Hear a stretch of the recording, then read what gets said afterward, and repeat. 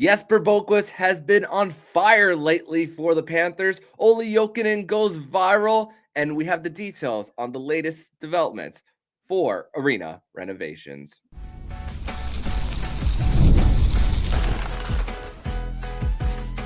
You're Locked On Panthers, your daily podcast on the Florida Panthers. Part of the Locked On Podcast Network, your team every day. And welcome into this Friday, January 10th edition of the Locked On Florida Panthers podcast, part of the Locked On Podcast Network, where it's your team every day. Thank you for making the Locked On Florida Panthers podcast your first listen of the day. I'm Armando Velez from the Hockey News. You can follow me on X at Monoman12. Follow the show account on X and Instagram at LO_FLA Panthers.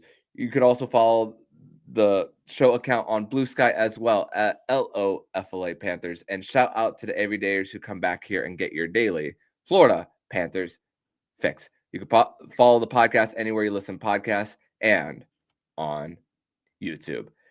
And Florida Panther fans, grateful to be back here on the show once again for another edition. A strange week for the Panthers. It's Monday, Wednesday. The 2 days off usually come for the Panthers in between a Saturday game and then right back in action on a Tuesday. But it's an off day for the Panthers, but it's not an off day for us here on the Locked On Florida Panthers podcast when discussing everything with the state of the team. And here to do that all with me on a Friday, it is a Fairbanks Friday, which means Nich Fairbanks is back here. And Nick, welcome back to the show, my friend.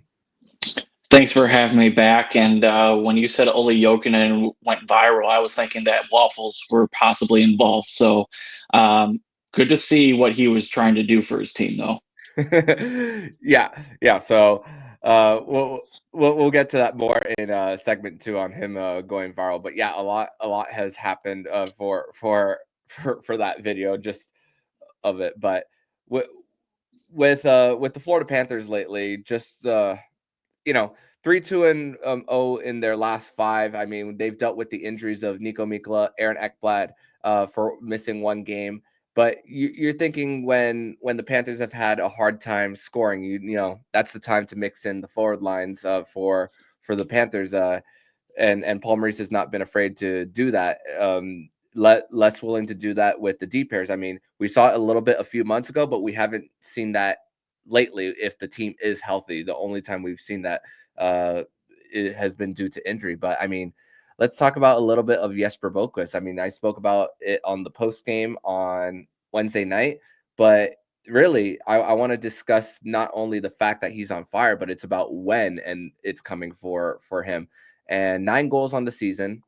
And this was a conversation even before the New York Rangers game where the first 5 of his goals all came in the first period for him. But 4 out of his last 5 in this recent stretch, all of them coming in the second period or later. In the Ranger game, both of them were go-ahead goals for the Panthers there, and then for Jesper Boqvist, it was the game-winning goal, not the one that actually not go ahead at the time in Utah, but then getting that empty netter at the end, but just coming in clutch, especially when we spoke about who he's also being mixed with on a line with Carter Verhaeghe, and we spoke about how his play has upped in the last few games for him, and just the when has been really important on Jesper Boqvist's goal production as of late. So it's really great to see just once again how much he's fit in the lineup. Definitely. It's almost as if, we kind of predicted this a couple weeks ago, maybe a month ago, that maybe the light bulb will go off for him. And, he's been one of the catalysts to keep this team going lately. I mean, with goal scoring being an issue and the defense not being healthy, somebody else needed to step up. And, with Boqvist being on a line with Lundell and Verhaeghe, I think it complements him very well because you have speed that Boqvist has, and then Verhaeghe has speed as well. But when you have a winger that's able to get in and be on the forecheck or try to win battles on the board or be the first forward in the offensive zone, it really does help out the rest of the team in the offense to really kind of set up. And they've been the best line for the last couple of games. So, and you can see why, is because every single part of that line, including the defense, is doing exactly what they need to do. So he's being rewarded for it. Verhaeghe finally, broke his goalless streak, with a nice pass from Lundell against Colorado. So this line right now is being the most productive it has been. And, once the second line kind of figures it out, it's been, already half the season. They're still trying to figure it out. It's going to be interesting again to see if the top three lines can get it going and where this team can go from there. But you can't say enough with what Boqvist has done over the last 2 weeks. No doubt. And the expectation you spoke about that second line, and the expectation for Sam Bennett was never to keep up the goal pace from early in the season. And he could be a little bit more decisive now with getting the puck to Matthew Tkachuk on that line, but also it also brings an opportunity for Eetu Luostarinen to catch the opposition off guard, especially when they're dumping in the puck, which Sam Bennett doesn't dump the puck as much as Anton Lundell for him. So that's another thing that maybe it could add onto that dimension of that line for him. And also Johnny Lazarus of Daily Faceoffs actually spoke about what Sam Bennett's contract comparable could be next season and beyond. It could be somewhere along the lines of Vincent Trocheck. Vincent Trocheck is making 5.65 for the next 4 years after this year. Big difference is Vinny can win draws. Since in his first 4 full seasons since being traded, his faceoff percentage is 54% or above. Sam Bennett's never been over 47% with the Panthers since he's gotten here. So that's a big difference in that department. Almost doing the math in my head, 7% difference with that. And when it comes to, especially in the defensive zone, like something that we spoke about in the Cats and Rats podcast, if you guys haven't listened to that, go ahead and listen to that with myself, Nick, and the crew over there. But also that's another thing for Sam Bennett's down in production. Would it help the Panthers and the price tag that he's asking for? Maybe, but at the same time, this is where the decisiveness of Sam Bennett on that second line could actually help. Like I mentioned, Eetu Luostarinen sneaking up on the opposition. Definitely can, and if anything, I think it was a surprise that they actually moved Luostarinen up a line to kind of help not only with the possession but also to win board battles. Because as you said, Bennett doesn't dump the puck in. He's unfortunately usually a one-man show trying to dangle between everybody, and when he does dump the puck in, he's usually the first one to actually go and retrieve it instead of what the other lines do where one dumps it in, the other one chases it in. So he's that fast, yeah.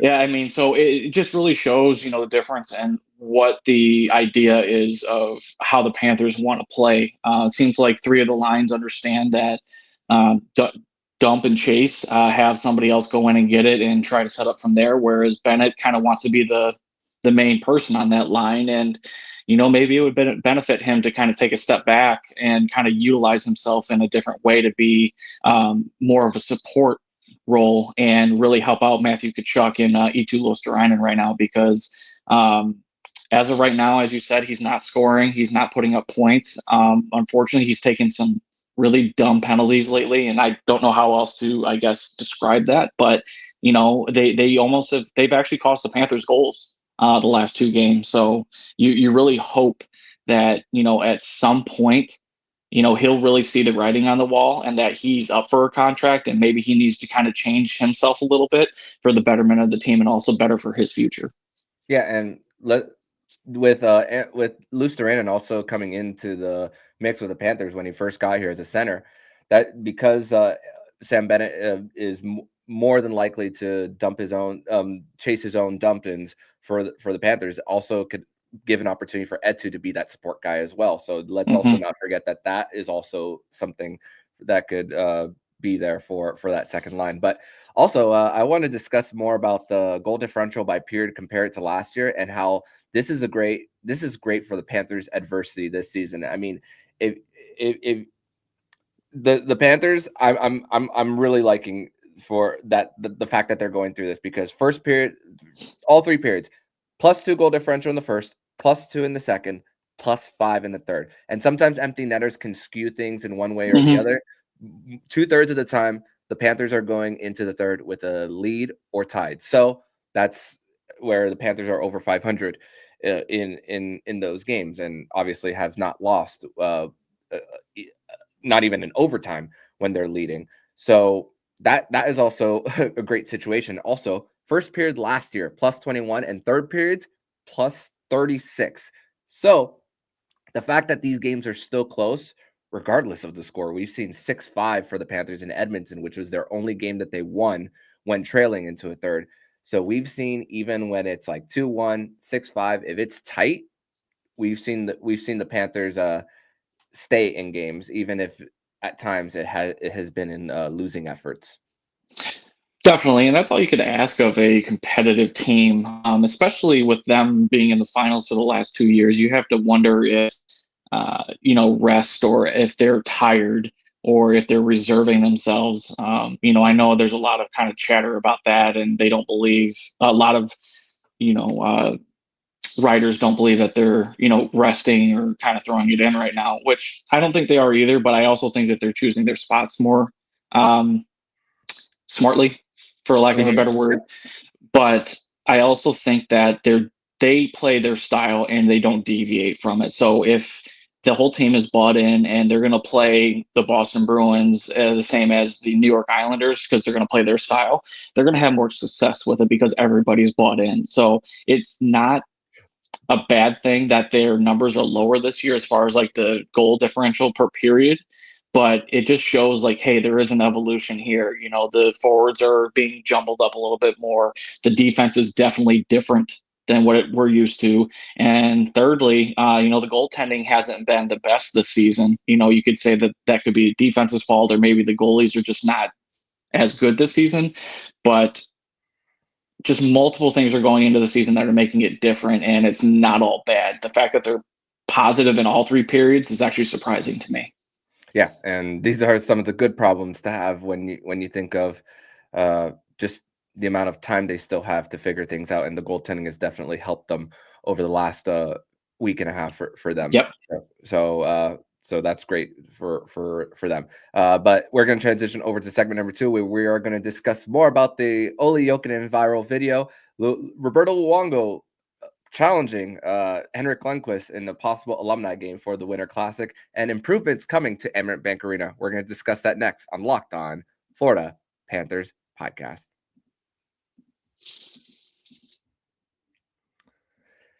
Today's episode is brought to you by FanDuel, and you can kick off the NFL playoffs on FanDuel, from big upsets to game-winning drives, because right now new customers can bet $5 and get $200 in bonus bets guaranteed. That's $200 in bonus bets, win or lose. The FanDuel app gives you everything you need for live bets, same-game parlays, and so much more. Just visit FanDuel.com today and get started with $200 in bonus bets. That's FanDuel.com. Make this playoff season unforgettable with FanDuel, an official sportsbook partner of the NFL.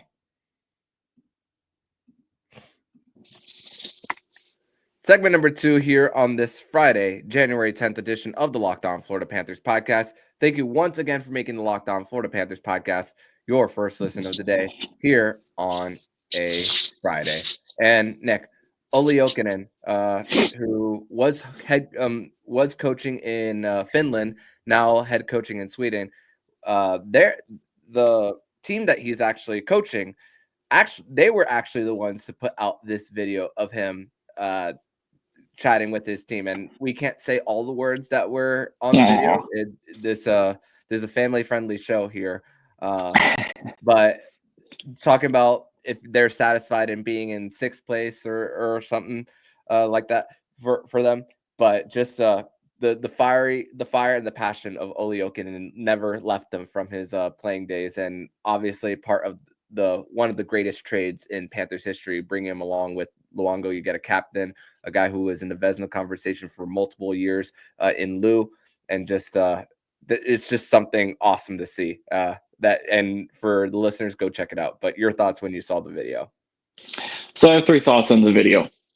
One, he looks insanely weird with hair, like longer hair. I think we're so accustomed to him being, having the shaved head as a Florida Panther, and then, moving on to other teams, just always rocking the bald head. So seeing him with any kind of hair on top is very unnerving. So Olli, please go back to where we remember you. Second thing is, I almost feel like a little bit of Mike Keenan was probably a little bit in that speech, because that was the coach that and or GM that really got the most out of him, and that's when he started to break out. Is because Keenan was probably harder on him, expected more out of him, and really kind of challenged Jokinen, to get better in his overall game and really become that Panthers captain that he did become. And then thirdly, I don't think any hockey player ever wants to be last or sixth or whatever position they are unless they're in first. So to have a coach kind of go at them and ask them, like, are you comfortable being where you're at? Are you okay with how you're playing right now? Like, let's take it shift by shift. Every moment counts. If you guys are able to do this, then maybe we'll have more success. So it's uplifting, but it's also the hard truth at the same time. And, maybe sometimes players need to hear that to really understand, or have their bell rung to really understand like what it is that they're trying to do or what they're trying to accomplish.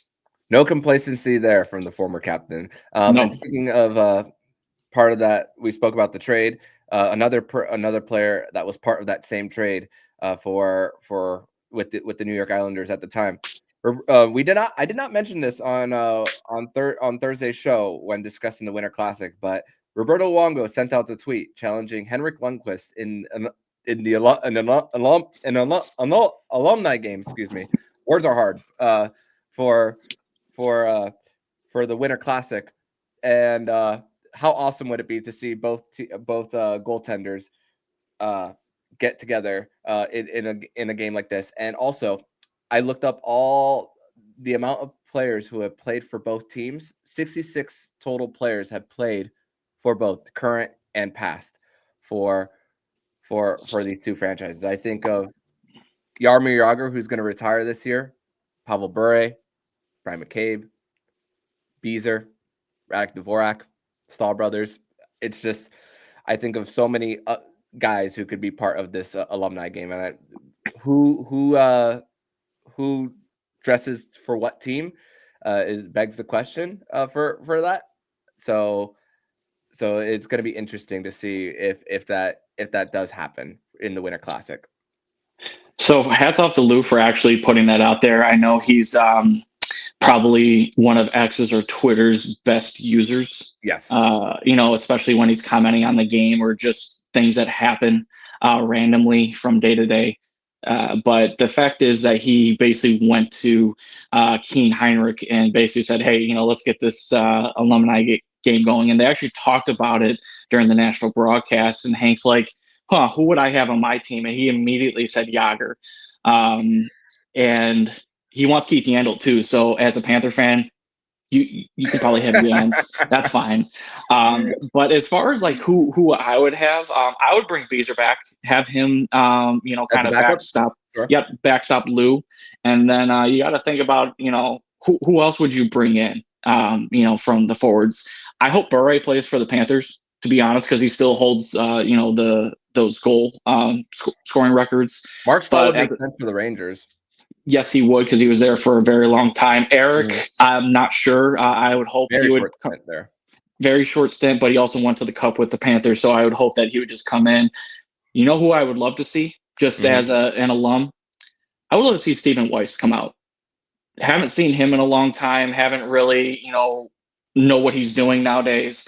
His career kind of ended on a short note with injuries and everything, but I think it would be good to kind of show where the Panthers were in the early 2000s to where they are now, and kind of really show like, hey, he was there during those hard times. He kind of helped elevate the team to where they kind of are now, or kind of got them out of the shadows per se. So I think that would be awesome to see. And the relationship doesn't seem, especially because they brought him back during the 30th anniversary celebration, the relationship is not fractured anymore between them and the franchise. So that's a great thing to see. But one thing that I want to discuss here is that our friend on Panthers Twitter, David Rodriguez, posted on X the other day on just the improvement of a screenshot that the Florida Panthers sent out on some arena improvements that are going to be going on over the next over the next year. or few years for them here, and it's discussing more about what's going to be coming. And here, if you are watching this on YouTube, you could see it yourself here. New state-of-the-art scoreboard. Another one is a new multi-use hospitality zone that could possibly that could be on the upper level. Does that place replace Pantherland upstairs? And speaking of Pantherland, they said an improved retail experience is like, I'm not sure what they mean by that. Are they going to expand Pantherland, but at the same time, where those are, it's near the doors of where fans enter. So I don't know if they're going to use that second level, which is more of a party level in the arena for it, and also upgraded food and beverage programming, which we see that every single year for franchises. We've seen them go to local brands like Funky Buddha downstairs, Stoner's Pizza. I wonder if they're going to do something like maybe like Quarter Deck Express, something like that for that, or even Flanagan's. What about Flanagan's Express in the arena? So that would be awesome to have there.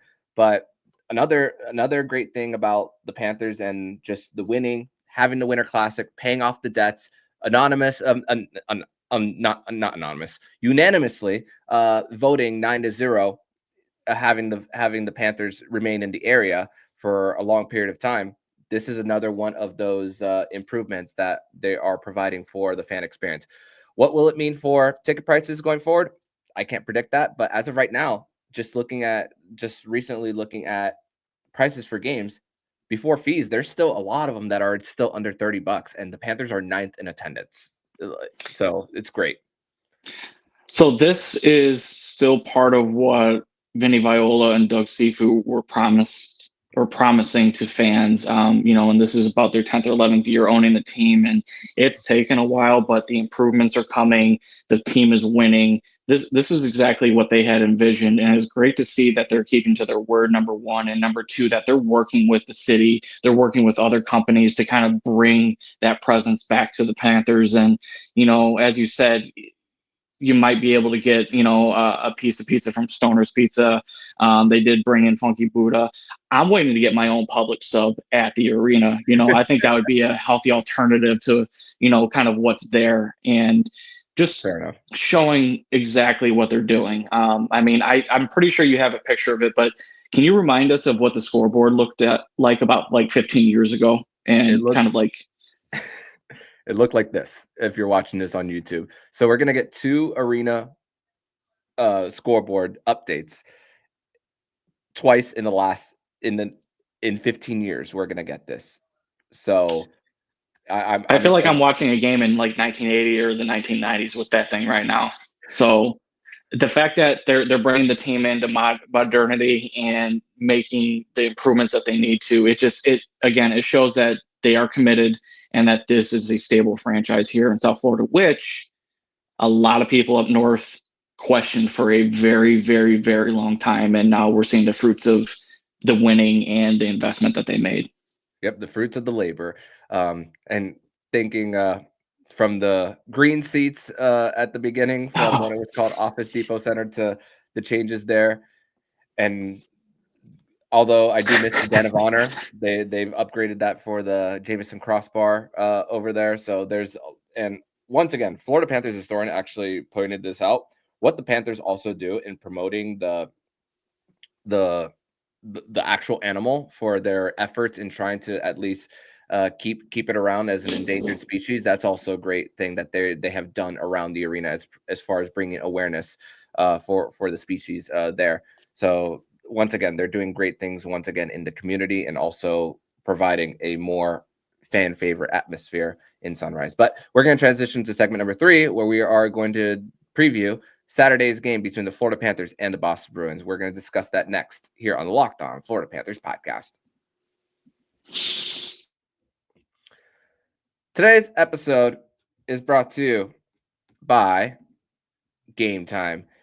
And I love going to live events, whether it's sports, music, theater, or comedy. One of my favorite memories was attending a concert last year. The energy and excitement were unforgettable. Recently, I was looking for tickets for an upcoming show using the Game Time app. With Game Time picks, I found amazing deals that could even see the views from my seat before buying. The super deals was particularly impressive, offering great seats at unbeatable prices. Plus, the app's all-in pricing shows the total cost up front with no surprise fees at checkout. Take the guesswork out of buying tickets with Game Time. Download the Game Time app, create an account, and use code LOCKEDONNHL for $20 off your first purchase. Terms apply. Create an account and redeem code LOCKEDON NHL for $20 off. Download Game Time today. What time is it? Game time. Third and final segment here on this Friday, January 10th edition of the Locked On Florida Panthers podcast. Thank you once again for making the Locked On Florida Panthers podcast your first listen of the day. So Panthers, Bruins, 1 p.m. on ABC with Bob Wischusen, Ray Ferraro, and Emily Kaplan. The appetizer to Super Wild Card Weekend. So if you don't cancel your plans, ladies and gentlemen, and that it's going to be a day filled with lots of great sports going on the weekend. So the Bruins 3-6-1 in their last 10. The coaching change didn't seem to work for the Bees. Recently at home, there was a Fire Sweeney chant that was heard very loudly at the TD Garden, and recently as last night, the Bruins went against the Lightning, and within in the first period, a shorthanded goal, and then to pour salt into the wound. At the very end, Tampa Bay was already up multiple goals. They get a power play and they score in the final minute. So just it feels when I look at that, I look at a team that's a little bit maybe broken for them. And we saw signs of it on opening night when the Panthers just went up big, and also with how the Panthers dominated them in that second one just 6 days later without Matthew Tkachuk, without Alexander Barkov. We're seeing now the miscalculations of the offseason with the goaltending with Jeremy Swayman not having a full load and his save percentage being under 895. They thought that the acquisitions of Elias Lindholm and Nikita Zadorov were going to be similar to Bergeron and Chara, at least to put them in, at least get them as far as identity in relation to them. But there's a saying, it's not always about the X's and O's, it's about the Jimmies and Joes for them. And so it's really shown here for them. And the fact that Tampa Bay just recently went up on them, they have 5 games in hand on the Bruins. So crazy to think how much Boston has been plummeting over these last few, and we've seen coaching changes, how they can create a spark. Hasn't made a spark in Chicago. It's currently doing that in Detroit, as the Wings are 5-1-0 since their coaching change. But it's just a roster construction issue that's going on with Boston, with Joe Sacco going 12-10-2 since he was promoted to interim on November 19th. So Boston, I commented on after the first game of the season that this was going to be the season that they finally, take a step back. And I know that's something that we've been wondering about or saying or trying to say for the last couple of years. But I think due to the failures of the GM drafting and then overpaying for players that do not bring the exact sandpaper or the exact identity that the Boston Bruins are used to for the last 15, 20 years, it's just it all comes together. Now, was Montgomery an issue? Certainly. I mean, he was almost the only coach to blow 2-3-1 leads in consecutive playoff years. Florida being the first one that they did, accomplish that, and then Toronto almost did it last year. So was he the full problem?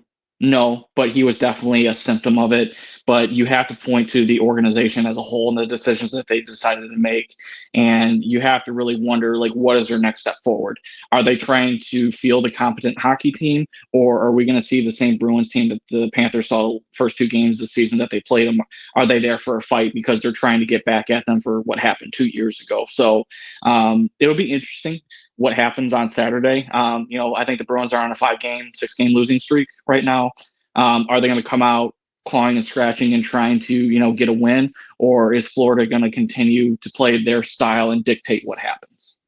Yeah, I mean, I'm sure they'll be wide awake for that one, knowing that it's a team that's across from them that they've lost to over the last two postseasons. But the Panthers in their first two matchups, 3 special teams goals total against Boston, 2 of them being shorthanded, and on opening night, that was the start of Sam Bennett's great start of the season. So does that Sam Bennett come back for the Panthers for them? And also to think that also still bad blood with Brad Marchand. Who did you see that Brad Marchand's mother went viral online doing impersonating him of how he talks to teammates in the tunnel? Did you see that video? No, I have not. I think I saw her walk out, but I didn't watch the whole thing. Yeah, go check. Go for those listening, and Nick, as well as Nick, go check that out. And Brad Marchand said that she nailed it there. So that was a little bit something funny there that I saw just recently for them. But their goals for 29th, power play percentage 31st for them. So, and David Pastrnak on pace for 32 goals. I mean, 32 goals is a lot. Yes. For your average Joe. You'll be happy even with a 30-goal season for Carter Verhaeghe, when we're used to seeing him maybe around like the 35-40 for the Panthers, even Alexander Barkov. But David Pastrnak, who had a 60-goal season just 2 seasons ago, this is quite the regression for him. And I think I mean, he has a wicked one-timer. He can enter the zone with speed going up the wing for him. But man, this regression of 30 to 32 goals for that pace, man, what I would have never guessed this come to the start of this season. It just shows you again what the issues are up in Boston. It's almost as if Pastrnak doesn't know exactly what his job is anymore. Is he here to score goals, or is he here to play more of a team game? And I think this has gone back to the last 2 playoffs. He's been the guy that they tried to depend on. And while he did very well in the first series against Florida in that first round series, he's been a question mark. And, if Marchand's not scoring, who else is, to be honest? Are they trying to load up on the back end to have them score?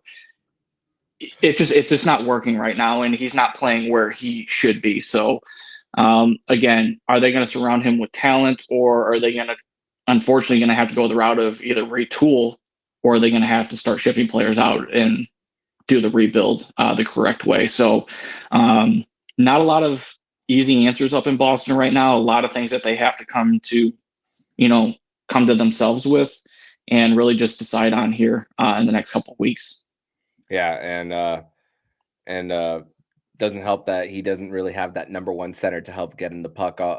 Even Elias Lindholm was expected to be that first line center for Boston. He's not even playing on the first line. He's playing on that second line. It's Pavel Zacha that's part of that top line, along with him and Morgan Geekie up there for Boston. So we're not seeing a whole bunch of guys who could just take the game over. So there is depth issues for them, and their fourth line has especially to start the season was the one doing most of the scoring coming from there. And you're not going to win a lot of games when it's that part of the lineup getting in. And for the Panthers, they've been especially when Gustav Forsling is on the ice. My goodness, thinking about how much they're able to take away the time and space. And even when David Pastrnak looks like he has a step, someone like Gus has been able to just skate back. Even on a wraparound check, you don't see him get a hooking call or any of that. So that is really also how great someone like Gustav Forsling has been against this team over the last few years. Definitely has, and I think he has one of the best gap controls on the defense, and that's what allows him to be as effective as he is. He doesn't allow a lot of players to get around him, and when they do, he's always in a really good position to at least have a chance at last possible effort to knock the puck away, and he's been very good at that. Is he going to have to worry about that with Boston so much? I don't think so, because they're going to have to play right in front of them. What they're going to have to do is just basically clear the puck out as quickly as possible, get some clean exits and move the puck up. I'm pretty sure Bruins fans still remember the goal he scored to end the series. Don't want to say it's luck, but hey, if you don't shoot it, you don't have a chance. And on top of that, with Aaron Ekblad finally back in the fold and everything, Gus can actually play his game instead of playing maybe 26, 27 minutes a night. Because I'll be honest with you, he looked kind of winded in a couple of the games where Ekblad was missing. So hopefully there's a little bit more overall, back to normalness for him and the defense. Yeah, and that shot created by Anton Lundell on that game winner. So your boy. So Nick, I want to thank you so much for joining me on this edition of the Locked On Florida Panthers podcast. We'll be back on Monday to recap this Panthers Bruins game and also get you prepared for a quick road trip to the Northeast for the Florida Panthers. But Nick, thank you for joining, and tell everybody where they can follow you. Armando, thanks for having me on again. It was a great show, in my opinion. I'll let everybody else kind of tell us. But you guys can follow me on X or Twitter at Prudentia0. Awesome. Thank you so much, my friend, and I will see you next week. See you next week. And if you like what you're hearing, please subscribe to the podcast to be notified every single time the Locked On Florida Panthers podcast jumps into your podcast feed. Don't forget to also subscribe to the other shows on the Locked On NHL network, including Locked On NHL, Locked On Fantasy Hockey, Flip Livingstone and Stu Roden, and Locked On NHL Prospects. Thank you once again for making the Locked On Florida Panthers podcast your first listen of the day. So I'm Armando Velez with Nich Fairbanks. And you've been listening to Locked On Florida Panthers podcast, part of the Locked On Podcast Network, where it's your team every day.